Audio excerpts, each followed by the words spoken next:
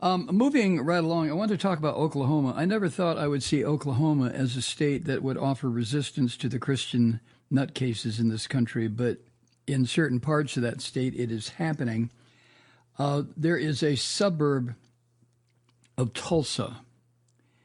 It is Bixby, Oklahoma. And there is an Oklahoma school district, Bixby School District. And apparently the school district is, they've had some money to spend, so they have a state-of-the-art new high school that's supposed to open in a few months after the turn of the year, start of a new year.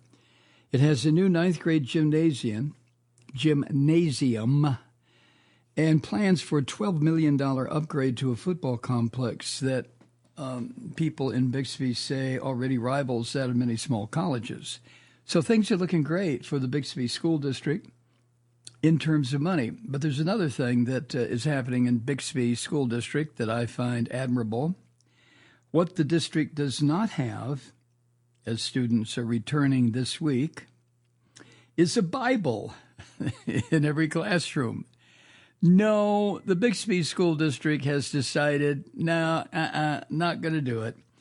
And that's in spite of a statewide mandate that was ordered by Oklahoma's education chief to incorporate Bible lessons, mythological horseshit, into classroom instruction. And the chief of education in Oklahoma also, as Christians always do, he promised a severe threat if you didn't do and believe what he was telling you to do and believe for the students there. And that was, he was promising repercussions for those who don't comply. Now, there are other large school districts in Oklahoma who have also said, fuck it, we're not going to do that either.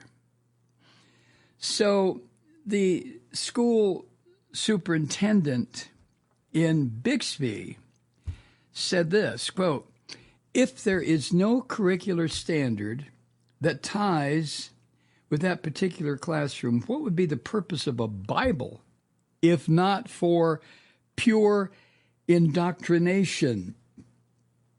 Whoa. All right. Way to go, Rob Miller.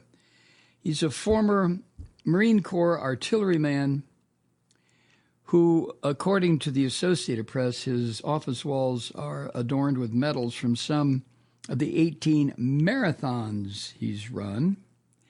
And there's also a sign in his office that says, oh my God, positive vibes only. Oh, how anti-Christian. Positive vibes? Well, that must come from Satan. Well, of course, I'm being facetious here, massively so. But there is resistance now in Oklahoma in these various school districts, and this follows a summer order that embarrassed the shit out of Oklahoma for a lot of people who believe in education and thought processes and logic and reason, and who I would assume, I'm just guessing here, believe that religion should keep its ass where it belongs, in the churches, synagogues, mosques, wherever, but damn sure not in public education. So Oklahoma all of a sudden became, much to the chagrin of a lot of people who live there, it became the center of this push by Christian devils to force Christianity into public schools across the United States. Now, of course, the fight is far from over in Oklahoma, and especially in other states like Texas, because these various states, including Texas, which obviously borders Oklahoma, they're seeing these Christian devils pushing similar efforts to force feed this horseshit that is in the Bible into public school classrooms. Now, I say horseshit because of the way it is pounded home as fact by the Christian devils. I don't see anything wrong with people who want to study the mythology, the stories, the fantasies, the crazy stuff that began thousands of years ago in the minds of wandering Hebrews in the Middle East. Okay, just like we have the option of studying Roman mythology, Greek mythology, Chinese mythology. Pick a people, pick a time, pick a tribe. Inca mythology. I mean, there's all sorts of mythologies to choose from. But these Christian devils in this United States are trying to force this mythology as if it were fact. And to force students to have their minds corrupted at a time in their lives when they can have their minds corrupted. You know, kids that go to elementary and even into high school who are held captive in these classrooms for a certain number of hours a day and who may be force-fed this bullshit. What kind of resistance can a 10-year-old, a fifth grader, put up when a teacher tells him that Adam and Eve walked with dinosaurs? I mean, what's a kid going to say? Yo, teach, that's not true. Right. So the Bixby school superintendent that I just quoted, Rob Miller, he said it's not uncommon to see students carrying a Bible or praying during a moment of silence at the start of each school day. And see, to me, that's disgusting, too. It almost gives me a wave of nausea. But Mr. Miller added that there are 2 copies of the Bible available for checkout in the schools or in the high school library's reference section. And there's also a book titled, in that reference library, there's a book titled The History of the Bible that includes maps and other historical details about the areas of the so-called Holy Land, and Jews, Muslims, and Christians consider it to be holy, even though it's nothing but a bunch of fucking deserts and rocks and mountains and,